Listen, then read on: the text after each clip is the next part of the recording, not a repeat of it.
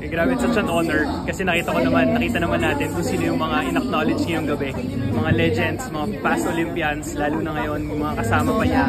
Mr. Basketball, si Junmar, na legend na sa basketball. At si KQ, isa sa mga up-and-coming athletes natin yun na nagdadala ng glory sa bansa. Makasama yung pangalan niya sa listahan na yun, napakalaking bagay at very inspiring for us to still continue to do better. As a husband, syempre, bihira siya sa setter. Kumbaga, bilang witness din ng mga progress ni Gia, lahat ng journey niya, anong pakiramdam?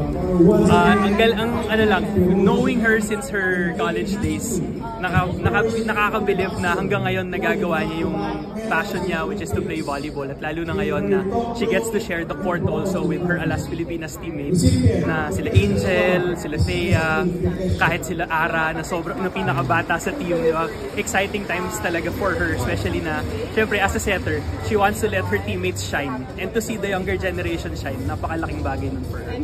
Tapos nabanggit niya kanina, ikaw daw yung anchor niya, tapos binigyan mo daw siya ng strength sa mga ways na ano lang siguro yung yung thoughts mo doon. It's very touching knowing na she acknowledges the support that I give her. It's not hard for us family members also knowing na she's in Japan, tapos pag umuwi siya dito, national team duties. So we just want to let her know na lahat kami, we support her in this endeavor and hopefully matuloy pa niya para mas makapagpadala pa siya ng karangalan sa bansa. Paano niyo pala paano kayo nakikipag-deal sa challenges ng long distance? Lalo na may season siya sa Japan ngayon. Ngayon, mahirap because most of their games, they travel sa Japan. So, napaka-konti ng time namin together. But we make sure to talk to each other all the time, whether it's through text, video call, or me being there sometimes sa Japan. So, as much as possible, we make sure also na lahat ng family members, mga kapatid niya, mga pinsan ko, mga parents namin, of course, kinakakausap niya para iba't ibang stories, iba't ibang inspirasyon yung napaghuhugutan niya. Lalo na yung mga teammates niya dati na nakakausap pa niya hanggang ngayon. Ayun, last na. Alam naman natin marami nang na-achieve si Gia. As a husband, ano pang wish mo sa kanya?